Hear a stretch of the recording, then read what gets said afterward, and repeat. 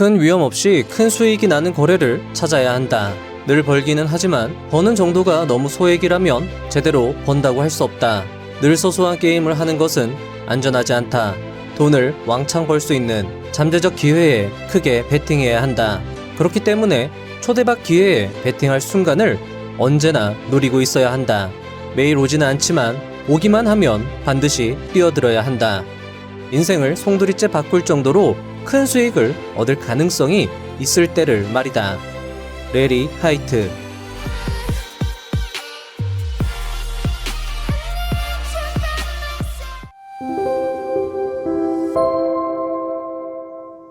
(1) 회사원 A씨의 과감한 베팅. 회사원 A씨의 계좌는 10억이 넘게 불어나고 있는 중이었다. 과감하게 비중 베팅했던 기업들의 주가가 상상 이상으로 상승하고 있었기 때문이다. 회사원 A씨는 단연간의 투자 경험으로 해당 종목들의 상승에 어느 정도 확신이 있었다. 아니, 확신이 아니라 경험이라고 하는 것이 더 맞을 것이다.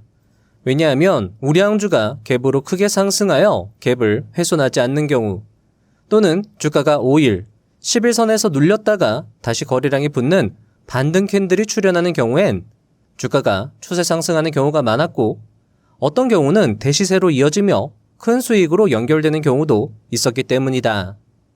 회사원 A씨는 이런 매매에서 돈을 크게 불린 경험이 많았다. 2. 길 모랄레스, 강창권. 길 모랄레스는 1991년도에 주식 세계에 입문한 세계적 투자자이다. 그는 1997년 윌리엄 오닐에게 스카웃되어 윌리엄 오닐 컴퍼니의 수석 전략가이자 부사장을 역임한 인재였다. 게다가 그는 스탠퍼드 경제학 학사까지 받은 수재이기도 했다. 가히 천재 투자자라 불려도 좋을 그의 저서 우리는 어떻게 18,000% 수익을 얻었나를 보면 이런 말이 나온다. 주도주가 갭상승할 때 매수하라고 말이다. 그러면서 갭상승한 저가를 지켜주지 못하거나 11선을 이탈하면 매도할 것을 당부하고 있었다. 사실 주도주 갭상승 매수 기법은 길 모랄레스뿐 아니라 다수의 투자 대가와 고수들이 강조한 기법이다. 그리고 더 신기한 것은 A씨는 지금도 이 기법은 시장에서 꽤 잘 먹히고 있다고 말하고 있는 것이었다. 혹자는 많이 알려진 기법은 시장에서 안 먹힐 것이라 이야기하기도 한다. 투자를 막 시작했던 A씨 역시 그렇게 생각했었다. 그래서 A씨는 퇴근 후 새롭고 기발한 기법을 찾기 위해 밤을 새워 몰두하기도 했다. 하지만 단연간의 노력 끝에 돈을 벌기 시작한 A씨는 다음에 한 가지 사실을 겨우 깨닫게 된다. 투자 대가, 고수들이 강조하는 간단한 기법. 너무나도 간단해서 어이가 없을 정도의 기본적 기법이 최고라는 것을 말이다. 어떤 이는 길 모랄레스의 책을 읽고 쉬이 넘어갔을지도 모르겠다. 예전의 회사원 A씨 역시 마찬가지였을 것이다. 하지만 책에 나온 주도주, 우량주, 갭상승 전략으로 큰 돈을 번 회사원 A씨는 이제 안다. 2에서 3만 원밖에 안 되는 수많은 투자 대가, 고수의 책 속에 수억, 수십억, 수백억을 벌 수 있는 간단한 비법이 담겨 있다는 것을, 절대 쉬이 볼 수 없는 값어치를 가지고 있다는 것을 말이다. 5일, 10일 이평선에서 주가가 조정받은 뒤 다시 거래량이 붙는 양봉 캔들이 출현할 때 매수하라는 기법 역시 20년 이상 투자 경력의 고수 강창건님의 저서 하루 만에 수익 내는 실전 주식 투자에 소개된 기법이었다. 회사원 A씨는 자신의 기법은 투자 대가와 고수들이 공통적으로 강조하는 기본적 기법이며 누구나 알고 있고 누구나 활용해서 돈을 벌 수 있는 기법이라고 말하고 있었다. 회사원 A씨의 말을 들어보면 다수의 부자들이 왜 그렇게 책을 읽으라고 강조하는지 이해가 되기도 합니다. 잭 슈웨거의 저서 시장의 마법사의 말미에는 이런 내용이 있습니다. 매매 비법을 알려줘도 되나요? 라는 잭 슈웨거의 질문에 대한 한 투자 대가의 대답입니다. 대부분의 트레이더들은 매매 전략을 다른 사람들이 알면 효과를 상실한다고 생각하지만 저는 그렇게 생각하지 않습니다. 다른 매매를 한다면 그 매매법을 다른 사람이 알아도 그 매매는 효과를 발휘할 것입니다. 중요한 것은 매매의 비법을 일관적으로 준수하는 것과 매매의 비법과 반대되는 행위를 하지 않는 자제력입니다. 4. 회사원 A씨의 비법. A씨는 자신의 타점 역시 대단할 게 없다고 말하고 있었다. 그는 거래량이 마르는 음봉 캔들 또는 거래량이 붙는 양봉 캔들에서 매수하며 이평선이 깨지면 매도하는 간단한 전략을 사용했다. 좀 더 디테일을 따져본다면 횡보는 저점을 지켜주는 박스권의 움직임, 첫 장대 양봉은 10% 이상의 상승, 그러면서 폭발적 거래량 동반, 거래량이 마른다는 것은 5일 거래량 이평선 아래에 캔들이 위치하고 있을 때, 음봉 캔들은 우상향하는 5일선 위에 가깝게 위치한 짧은 캔들 모양으로 설명할 수 있을 것이다. 하지만 A씨는 이런 디테일은 중요도가 떨어진다고 생각했다. 왜냐하면 어떤 때는 저점이 깨진 후 다시 회복되는 횡보 움직임이 있을 것이고 어떤 때는 첫 장대 양봉이 10% 이하로 형성된 후 다시 양봉을 뽑으며 상승하는 경우도 있고 또 어떤 때는 거래량이 마르는 음봉 캔들 없이 5일선 위에서 양봉 캔들만 출현하며 상승하는 경우도 많기 때문이다. 따라서 구체적 수치들은 단지 개개인의 스타일이고 경험값일 뿐이라고 생각하는 A씨였다. A씨 역시 처음엔 3일선도 써보고 7일선도 써보고 13일선도 써봤다고 했다. 이런 마법의 숫자가 돈을 버는 비법이라고 생각했기 때문이다. 하지만 아무리 숫자를 이렇게도 해보고 저렇게도 해봐도 투자는 지지부진이었다. 그리고 지지고 볶는 투자 속에서 깨달은 것은 종목을 잘 선정하면 매매 타점이야 어떻게 하든 크게 관계없다는 것이고 비중 조절과 자금 관리를 못하면 종목을 아무리 잘 선정해도 결과적으로 투자에 실패할 수 있다는 것이었다. 그래서 그는 항상 해보는 것이 중요하다고 말했다. 그 역시 해보면서 알게 된 것이지 처음부터 알고 했던 것은 아니었다. 그래서 누군가 A씨에게 질문을 하면 그는 항상 일단 기본적인 것부터 해보라고 조언했다. 다만 해보더라도 기본적 핵심을 지키는 것은 중요했다. A씨 역시 과거를 돌이켜보면 3일선, 7일선, 13일선이 문제였던 것이 아니라 기본적인 핵심 기법들, 횡보, 첫 장대 양봉, 거래량, 거래대금, 거래량이 마르는 음봉 타점을 지키지 못해서 매매에 실패했던 경우가 훨씬 많았다. 핵심적인 것만 지킨다면 그 안에서 숫자는 자신에게 맞도록 얼마든지 변형이 가능하다고 말하는 A씨였다. 천상계 단타 불기미님은 일전에 한 방송에 출연하여 이렇게 말씀하셨습니다. 원칙이라는 안전장치를 정해두고 그 안에서 마음껏 시장에서 뛰어노르라고 말이죠. 여러분도 투자 대가 고수들의 간단한 핵심 기법을 익히신 후 그 안에서 마음껏 매매하시면서 시장에서 뛰어놀며 나만의 돈 버는 법을 깨우치시면 좋겠습니다. 그리고 하다 보면 누구나 할 수 있다는 말 역시 희망적으로 들리기도 합니다.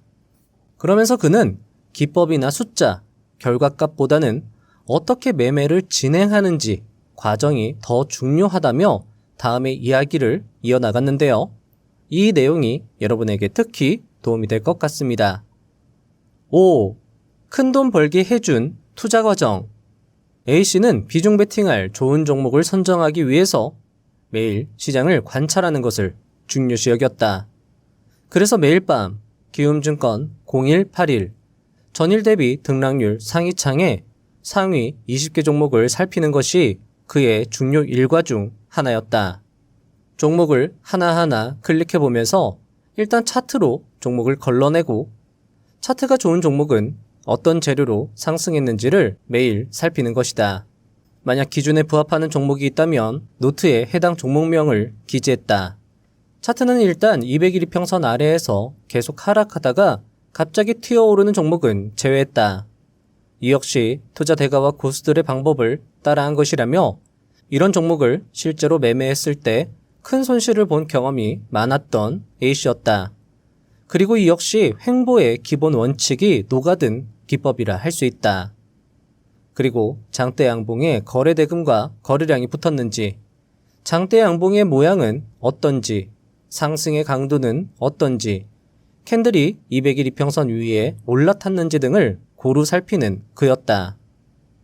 그리고 조건에 부합하는 종목들을 종합시황창이나 구글, 네이버 증권 등으로 검색하여 재료가 있는지 등을 살폈다.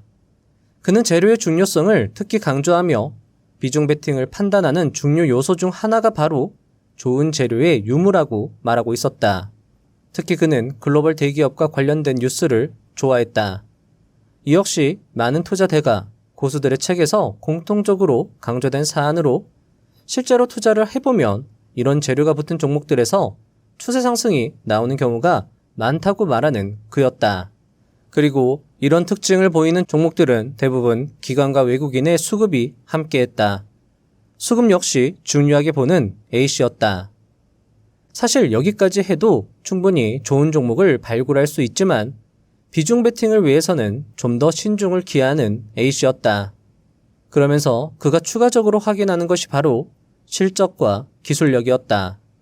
그러면서 그는 최근 상승세가 좋았던 양자 섹터를 예시로 들었다.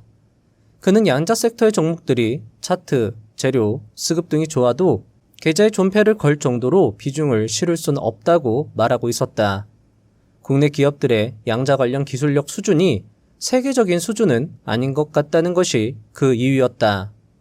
국내 양자 섹터들이 상승하는 이유는 단지 미국 양자 관련 종목들이 상승했기 때문이지 해당 종목들이 글로벌 대기업과 협업을 한다던가 실제 혁신적인 양자 기술력으로 큰 실적을 뽑고 있는 건 아니라고 덧붙이는 그였다. 그러면서 그가 좋은 예시로 든 종목은 재룡전기였다. 당시 재룡전기는 등락률 상위 20개 종목에 랭크되며 좋은 상승세를 보였고 재룡전기가 상승한 다음날 LS 일렉트릭이 다시 상승세를 연출했다고 기억하는 그였다. 그때 붙은 재료가 글로벌 대기업인 테슬라의 CEO 일론 머스크의 성견 지명이었다. 당시 일론 머스크는 지금까진 반도체가 부족했지만 앞으로는 전기가 부족할 것이고 당장에 시급한 것이 변압기라고 말했다. 그 이슈로 재룡전기, LS 일렉트릭의 주가가 크게 상승한 것이었다. 그리고 실제로 재룡전기나 LS 일렉트릭의 실적을 확인해 봤을 때 실적 상승세도 눈에 띄게 증가하고 있었다고 말하는 A씨였다. 그리고 이런 사례는 주식시장에서 자주 반복된다며 이렇게 정리하는 그였다. 차트, 재료, 수급, 실적, 시황, 이 모든 것이 사실은 하나로 연결되어 있다고 생각합니다. 시대적 흐름이 이미 발생하고 있었고 그 흐름에 맞추어 글로벌 대기업이 먼저 움직이고 있는 것이죠. 그리고 그 흐름을 미리 내다본 투자자들은 매집을 시작하고 그런 매집이 있는 종목들은 자연스레 가격이 떨어지지 않고 횡보하게 됩니다. 그러다가 점차 매도세는 작아지고 매수세는 커지면서 주가는 200일 이평선 위로 올라타게 되는 것이죠. 그리고 그런 시대적 흐름 속에 있는 종목들은 이미 실적이 크게 상승하고 있는 경우가 많습니다. 내수시장은 한계가 있기에 국내 이슈로 실적이 드라마틱하게 상승하긴 어렵죠.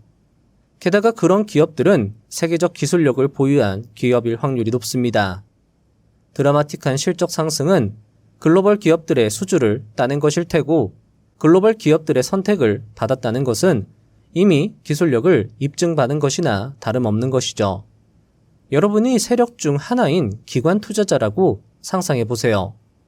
이런 유망 종목을 티 안 나게 조금씩 조용히 매집하고 있었는데 어느 날 갑자기 어떤 세력이 물량을 높은 가격에 사재기하는 정황을 포착한 것이죠. 아마 난리가 날 것입니다. 각 세력들이 앞다투어 물량을 매집하기 위해 말이죠. 그리고 그날이 바로 대량 거래량의 장대 양봉을 뽑는 날이 되는 것 아닐까라고 생각할 수 있습니다.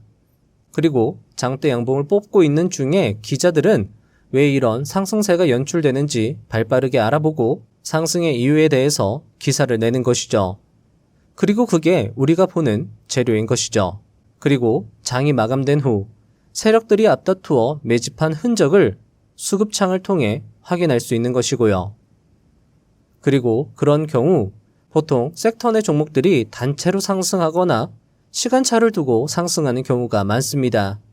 시대적 수요가 워낙 큰 터라 한 기업이 그 수요를 감당할 수 없으니 다른 기업들까지도 수혜를 받는 것이죠. 차트, 재료, 수급, 실적, 기술력, 시황이라는 퍼즐을 이런 관점으로 맞춰보는 것입니다. 그리고 그 퍼즐이 딱 맞아 떨어질 때 큰 비중으로 베팅하는 것이죠. 그런 경우 성공 확률이 높았습니다. A씨는 이런 일련의 과정이 처음엔 어렵고 복잡하게 느껴졌지만 지금은 눈으로 쓱 훑어봐도 대략 종목에 대한 감을 잡을 수 있다고 말하고 있었다. 그리고 힘이 들더라도 그런 종목을 발굴하는 날이면 마치 금맥을 찾은 것처럼 보람을 느낀다는 A씨였다. 그리고 그런 종목을 발굴했다면 매일 종가를 확인하면서 거래량이 마르는 음봉 캔들이 나올 때를 기다린다고 하였다. 그러다 타점이 나오면 매수하고 우상향하는 5일선을 타면서 조금씩 주가가 상승한다면 추격 매수도 고려하며 비중을 늘려줄 수 있다고 말하고 있었다. 6. 큰 수익의 핵심, 비중 베팅, 규칙. A씨는 자신이 계좌를 크게 불릴 수 있었던 핵심을 종목 선정도, 매매 타점도 아닌 비중 베팅으로 꼽았다. 그는 레리 하이트의 조언대로 작게만 베팅해선 안 된다는 것을 경험적으로 잘 알고 있었다. 그래서 투자대가, 고수들은 자금 관리를 그렇게 강조했던 것일 것이다. 그런데 A씨는 조금 특이한 비중 베팅 규칙을 가지고 있었다. 그는 앞의 조건에 부합하는 종목, 이상적인 타점이 나왔을 때 비중 베팅을 고려하지만 결정적으로 비중 베팅 여부를 결정하는 것은 자신의 계좌 상태라고 말하고 있었다. 지금 계좌에 수익이 나고 있을 때, 특히 큰 수익이 나고 있을 때 비로소 비중 베팅을 결정한다는 것이었다. 그는 계좌에 손실이 나고 있으면 아무리 좋은 조건의 종목, 이상적 타점이 나와도 비중 베팅을 조심한다고 말하고 있었다. 좋은 조건의 종목, 이상적 타점이 수익을 보장하지 않기 때문이다. 비중 베팅은 성공할 땐 크게 벌지만 실패했을 땐 크게 잃는 양날의 칼이었다. 그래서 계좌에 손실이 나고 있을 때 비중 베팅으로 더 큰 손실이 나게 되면 손실이 문제가 아니라 일단 멘탈이 나가게 되고 자신감도 잃게 되고 매매도 그때부터 꼬이게 된다며 만약 그런 이유로 매매를 쉬고 있을 때 좋은 기회를 놓치게 된다면 그것도 역시 큰 문제라고 말하고 있었다. 그래서 그는 항상 자신의 계좌에 수익이 쌓이고 있을 때 그 수익을 담보로 크게 비중 베팅한다고 말했다. 게다가 계좌에 수익이 쌓인다는 것은 자신의 기법이 시장에서 잘 먹히고 있다는 것, 시장 장세가 좋다는 것을 말해주는 것이기 때문에 그는 장세를 판단함에 있어 가장 중요한 지표를 자신의 수익으로 삼고 있었다. A씨의 기법은 대가와 고수들 역시 강조한 것이었다. 추세 추종의 대가들은 잘 되면 더 많이, 안 되면 적게를 강조했고 A씨는 그것을 따르고 있었다. A씨는 지금 내가 수익이 나고 있는지 여부가 무엇보다 중요하다고 강조하고 있었다. 게다가 모든 조건이 부합하는 종목들에서 가끔 장중 하락세가 나오기도 하는데 그런 흔들기에 당하지 않으려면 넉넉한 손절 라인이 필요하고 넉넉한 손절 라인을 가지고 투자하려면 이미 확보해둔 수익은 필수라고 그는 말했다. 수익이 쌓이면 심리적으로나 종목을 운용함에 있어서도 많은 이점이 있다며 그는 그 어떠한 기법보다도 중요한 기법이 바로 자신의 수익이라고 강조했다. 7. 손실은 짧게, 수익은 길게. 매도 규칙. 그는 매도에서도 수익 발생 여부가 중요하다고 강조했다. 수익이 쌓이고 있는 상황이라면 손절을 너무 타이트하게 하지 않고 이평선을 기준으로 버티는 운용을 하고 손실이 쌓이고 있는 상황이라면 손절을 타이트하게 하여 마이너스 3% 손실이면 무조건 자르고 보는 운용을 한다고 했다. 예를 들어 수익이 쌓이고 있다면 4에서 5% 손실이 나고 있어도 5일선이 깨지지 않으면 버텨보는 것이다. 반대로 손실이 쌓이고 있다면 5일선이 깨지지 않아도 3% 손실이면 일단 매도하는 것이다. 또한 수익이 쌓이고 있다면 종가가 5일선, 10일선 아래로 내려갈 때 익절하는 것이 아니라 20일선이나 50일선까지도 넉넉한 마음으로 버텨볼 수 있고, 만약 손실이 쌓이고 있는 중이라면 5일선, 10일선이 깨질 때 바로바로 익절한다고 이야기하고 있었다. 그래서 그는 아무리 좋은 기회라고 생각이 되어도 손실 중이라면 일단 조심한다며, 손실 중일 땐 작은 비중으로 계속 매매하여 수익이 쌓일 때까지 기다린다고 말하고 있었다. 그리고 자신의 계좌에 수익이 쌓이기 시작할 때 신기하게도 시장 역시 반등하고 있는 것을 확인할 수 있다며, 다시 한번 계좌의 수익이라는 지표의 중요성을 강조하는 그였다. 그는 수익이 쌓이고 있는 중이면 더 크게 베팅하고 손실이 쌓이고 있다면 더 작게 베팅한다고 말하고 있습니다. 최근 크게 베팅할 수 있었던 이유도 수익이 쌓였기 때문이라고 말하며, 상승장인지 하락장인지 판단하는 것도 자신의 수익 기준이라고 말하는 그였습니다. 여기까지 A씨의 이야기를 들어보면 그의 매매는 정말 치밀하고 완벽해 보이는데요. 그렇다면 과연 A씨는 실수를 전혀 하지 않고 정말 원칙대로 투자하는 것인지 궁금해지는 부분입니다. 그와 관련하여 A씨의 이야기를 함께 들어보겠습니다. 8. 나는 실수왕. 실수는 하지 않느냐는 질문에 A씨는 자신은 실수왕이라고 대답했다. 그는 초보 때나 하는 실수를 지금도 하고 있다며, 실수를 줄이는 건 자신에겐 거의 불가능에 가깝다고 이야기하고 있었다. 어떤 실수를 하느냐고 묻자 그는 이렇게 대답했다. 말도 마세요. 급등주에 성급히 올라탈 때도 있고, 희망 회로를 돌리다가 손절을 놓칠 때도 있고, 매수해야 하는 종목인데 매수를 놓칠 때도 있고, 저는 실수를 많이 하는 편입니다. 좀 더 기다리면 더 좋은 타점이 올 것인데도 기다리지 못해서 매매했다가 손절 처리하고, 좀 더 기다리면 더 좋은 익절을 할 수 있는데도 기다리지 못해 매도해서 아쉬워하기도 합니다. 하지만 이런 실수가 많은 저라도 돈을 벌게 해주는 것이 바로 비중 조절과 계좌 수익 지표입니다. 계좌에 손실이 나고 있다는 건 제가 실수가 많다는 걸 말해주는 것이죠. 그래서 손실이 나고 있을 땐 비중을 줄입니다. 그러면 아무리 실수해도 손실은 적죠. 계좌가 수익이 나고 있다는 건 제가 실수를 적게 하고 있다는 것을 말해줍니다. 그래서 수익이 나고 있을 땐 비중을 늘리죠. 그러면 손실을 만회하고 계좌를 플러스로 바꿔놓을 수 있는 것이죠. 실력에도 추세가 있는 것 같습니다. 3할 타자라도 어떤 때는 연속 안타를 치고 어떤 때는 연속 아웃을 당하기도 하는 것처럼 말이죠. 그래서 시장이 아무리 좋아도 제가 손실 중이라면 비중을 줄이는 편입니다. 손실이 쌓인다는 것은 제게 뭔가 문제가 있다는 신호인 것이죠. 그런 경우 비중을 줄이면 아무리 실수해도 큰 문제는 없습니다. 반대로 시장이 나빠도 제가 수익 중이라면 비중을 늘리는 편입니다. 수익이 쌓인다는 것은 제가 뭔가 잘하고 있다는 신호인 것이죠. 그런 경우 비중을 늘리면 역시 손실을 만회할 수 있습니다. 그는 실수는 누구나 할 수 있는 것이기 때문에 실수했다고 크게 실망할 필요는 없다고 말했다. 다만 실수가 잦아 손실이 나고 있을 때 손실을 만회하기 위해서 큰 비중 베팅을 하는 경우 계좌는 크게 망가진다고, 따라서 실수가 문제가 아니라 비중 조절이 문제라고 덧붙이는 그였다.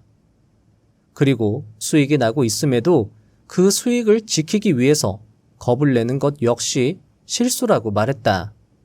수익이 나고 있다면 그 수익을 담보로 크게 베팅해야 지금까지 손실을 만회할 수 있다며, 크게 베팅하는 것이 처음엔 겁도 나고 어떤 때는 크게 손실나서 위축되기도 하는데, 그렇기에 수익을 담보로 비중 베팅해야 하는 것이고, 그렇게 연습을 많이 해야 결국 계좌를 플러스로 만들 수 있다고 덧붙이는 그였다. 저는 이 대목에서 제시 리버모어의 고백이 떠올랐습니다. 제시 리버모어의 경험담을 잘 엮어낸 마이클 베딕트의 저서 투자 대가들의 위대한 오답 노트의 내용이 여러분에게 도움이 될 것 같습니다. 제가 그 내용 중 일부를 읽어봐 드리겠습니다. 하지만 그는 1934년 또다시 무일푼이 되었다. 리버모어는 다시 파산을 선언한 뒤 몇 년 동안 근근히 살아갔다. 1939년 재기를 노렸지만 시도는 어긋났다. 그리고 1940년 그는 63세의 나이로 생을 마감하였다. 역사상 가장 자주 인용되는 트레이더의 위험 관리가 이토록 형편없었다는 것은 다소 역설적이다. 수많은 격언과 그가 배운 교훈도 4번의 파산을 막지는 못했다.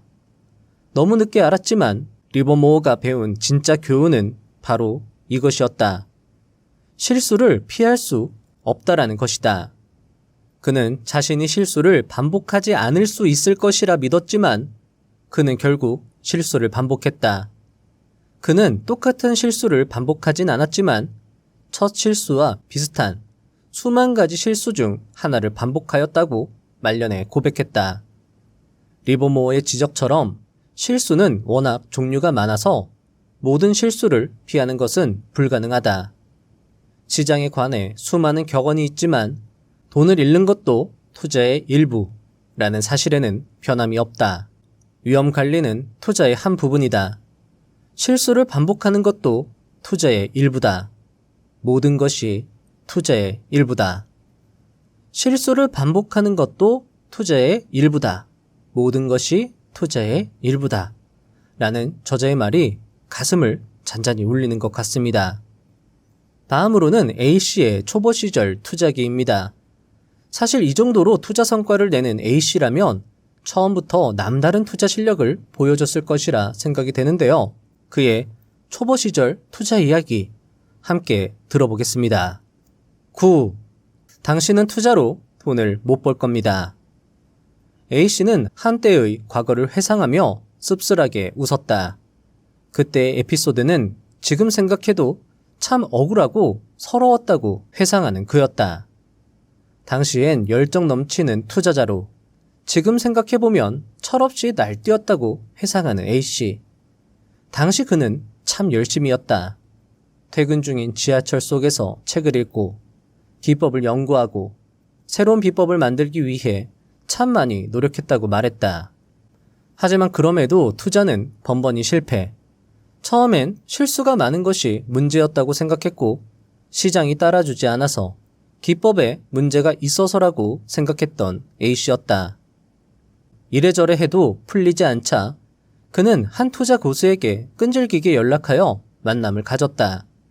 황금 같은 주말, 들뜬 마음으로 먼 거리를 단숨에 달려간 A씨. 그런데 그 자리에서 그는 거의 울 뻔했다고 회상했다.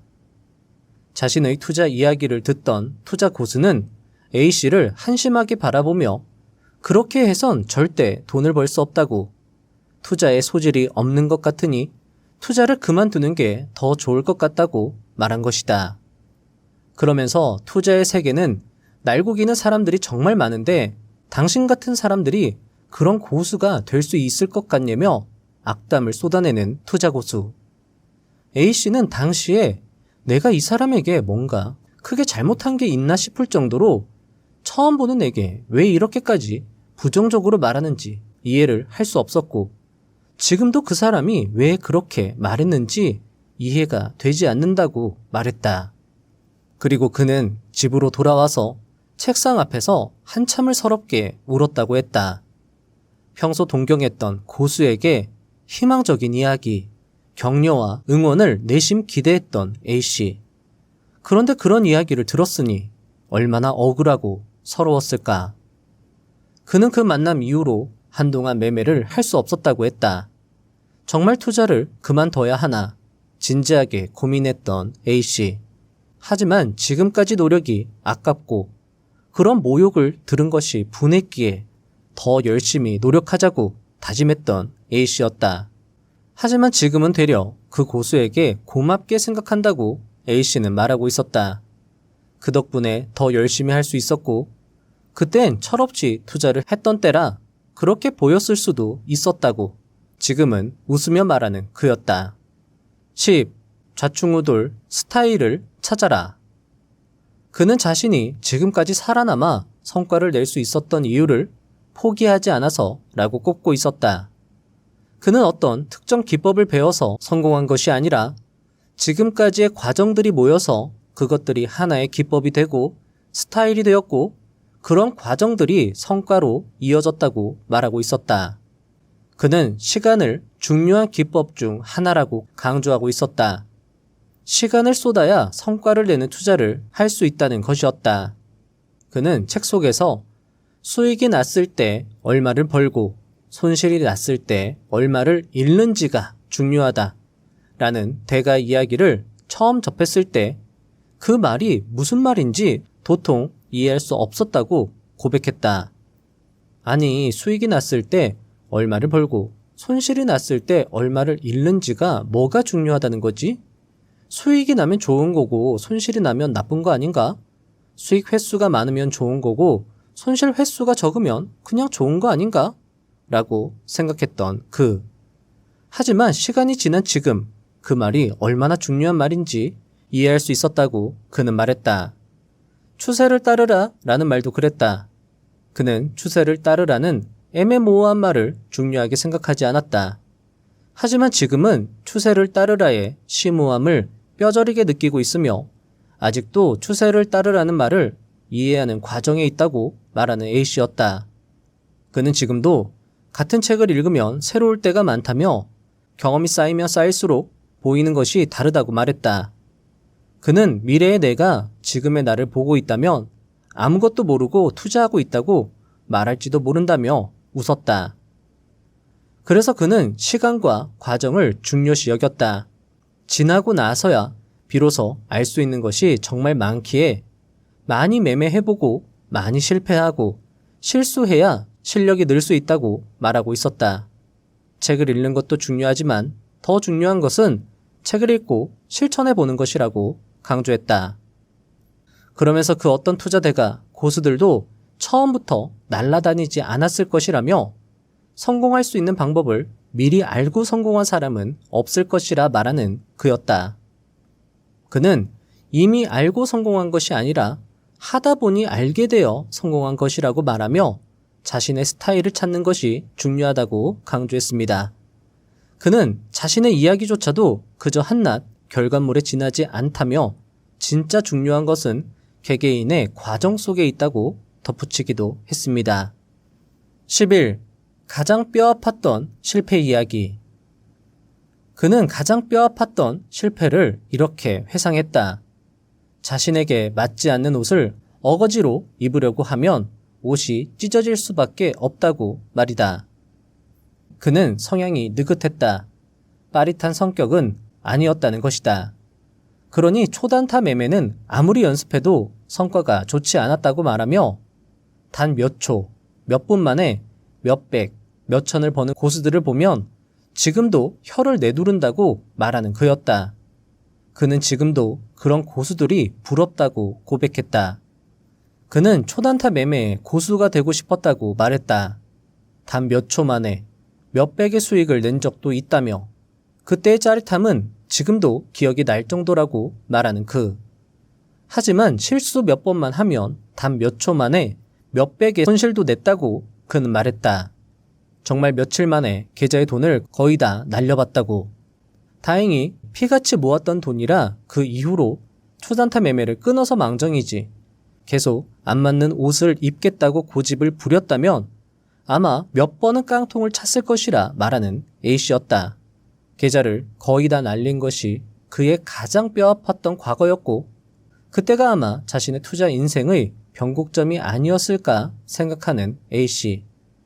그는 그때 이후로 자신을 돌아보고 자신의 매매 스타일을 바꾸려고 많이 노력했다고 말했다. 그는 많은 투자대가 고수들이 말하는 것처럼 실수와 실패 속에서 배울 것이 정말 많다며 그런 실수와 실패는 성공의 밑거름이 된다고 말했다.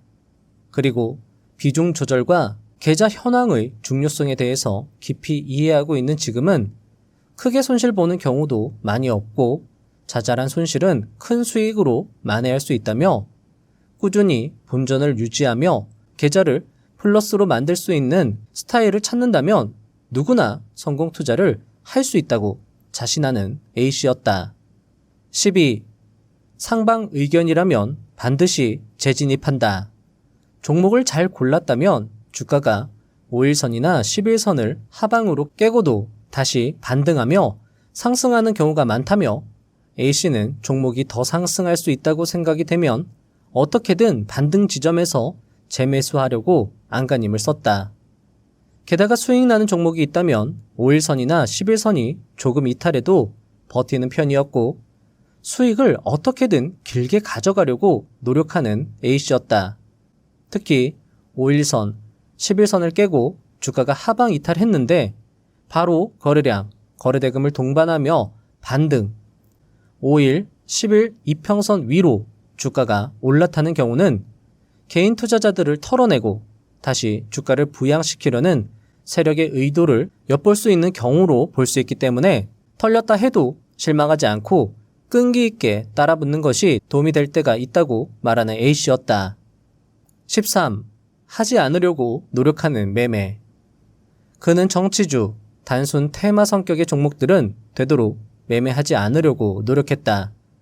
물론 정치 관련주나 테마주가 단체로 크게 상승하는 경우라면 매수하기도 하는데 역시 비중을 조절하는 그였다.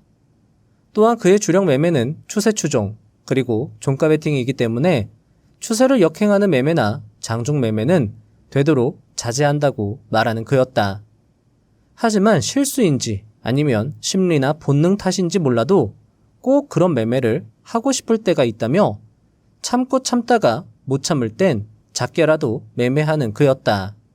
간혹 차트와 수급만을 보고 매매할 때가 있는데 그 역시 성급한 매매라고 그는 말했다. 차트, 수급에 재료까지 붙어야 매매하는 것을 원칙으로 하고 실적과 시황까지 좋으면 그건 기회라고 말하는 그였다. 14. 많이 해봐야 한다. 그는 마지막으로 다방면으로 많이 해볼 것을 강조했다. 자신도 매매를 하다 보면 원칙 내에서 자유롭게 매매하는 편이고 언제든지 시장 상황에 맞게 매매를 조금씩 변형하면서 대응한다고 말했다. 따라서 구체화되고 정형화된 기법은 의외로 중요도가 낮다며 충분한 경험과 자신만의 스타일에서 나오는 유연한 매매가 최고라고 말하는 그였다. 그러면서 앞서 말한 거래량이 마르는 음봉도 거래량이 마르는 양봉이면 어떻냐고 5일선이 아니면 3일선이면 7일선이면 또 어떻냐고 말하며 구체적 숫자보다는 포괄적 대원칙이 더 중요하다. 그 원칙 안에서 구체적인 숫자는 경험값으로 채워나가는 것이 좋다고 말하는 그였다. 앞으로의 계획이나 목표를 묻자 그는 자신 역시 아직까지 배우는 단계라며 앞으로도 책을 읽고 시장에서 경험을 쌓으며 매매를 이어나가고 싶다고 말했다. 그리고 자신은 돈을 쓰는 것보다 투자하며 돈을 모으는 게 더 즐겁다며 앞으로도 투자를 즐기고 연구하면서 지내고 싶다며 행복하게 웃는 A씨였다. 마치며 평범한 회사원 A씨의 이야기 어떻게 들으셨나요? 어쩌면 그는 10억 계좌라는 결과보다 계좌를 불리는 과정을 더 사랑하는 투자자라고 보는 것이 더 맞을 것 같습니다. 과정 속에서 잦은 실패와 실수로 낙담을 하면서도 작은 성공에 다시 힘을 얻어 한 걸음 나아가고 다시 실패와 실수를 반복하면서도 또 작은 성공 하나를 쌓아가고 그러다가 큰 수익을 경험하고 거기서 오는 성취감에 취하여 또 투자하고 그렇게 회사원 A씨는 성장한 것이 아닌가 싶습니다. 토스의 창업자 이승건 대표는 한 강연에서 이렇게 말합니다. 그래서 실제로 성공이 이루어지는 모습을 보면 제가 보기에는 개인의 능력이나 스마트함 혹은 그 사람이 가지고 있는 네트워크로 이루어지는 것 같지가 않습니다. 매우 안타깝지만 제가 발견한 역사상 저를 포함한 대부분의 성공은 운으로 이루어지더라고요. 95%도 겸손한 표현이고 99%가 운 때문에 성공하고 운 때문에 실패합니다. 그럼 어떻게 해야 될까요? 우리는 성공을 하고 싶고 성장을 하고 싶고 유의미한 변화를 만들고 싶은데 이게 다 운이라니. 그래서 끈기가 중요한 것 같습니다. 우리가 인생을 살면서 운을 이기는 방법은 끈기뿐인 것 같아요. 이게 이제 그리스어로는 포르투나라고 표현하죠. 그래서 끈기를 통해서 운이 올 때까지 하는 거죠. 그럼 운을 이길 수 있습니다. 끈기 있게 하시는 여러분은 분명 성공할 수 있습니다. 포기하지 않고 나는 할 수 있다고 마음 먹는다면 그때부터 여러분의 운명은 바뀔 것입니다. 운을 이길 수 있을 것입니다. 아니, 지금 이미 여러분의 운명은 바뀌고 있을 겁니다. 한 사람의 인생이 바뀌는 그 고귀한 여정을 여러분과 함께 할 수 있어 기쁘고 여러분의 귀한 여정 뒤에서 항상 도움드리고 응원드리는 부자의 사원 채널이 되도록 최선을 다하겠습니다. 다음 영상도 알차게 준비하여 오겠습니다. 감사합니다. 부자가 되는 지름길로 저와 함께 달려가시죠.